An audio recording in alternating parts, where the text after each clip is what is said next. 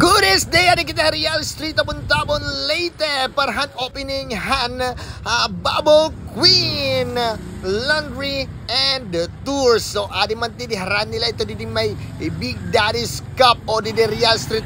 Ito tikad ito hata San Pablo iniluwat tikad to ini Hamay munisipyo. So di pa mabot munisipyo adi di ang Bubble Queen Laundry and Tours para mga gusto mag-travel o man kita na bisita na kamo di na kamo kukurian pagpabok kumatuhay mga harayo ang mga lugar.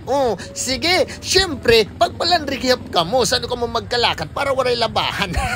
Iyo ngan aadi no an akong favorite an pangaon syempre nimbitan kita na Ismail Pagoda ko ngan sige let's go hipadro man na mag-blessing ngan mga foods na kita di kita mapore kaya mo yun ito event.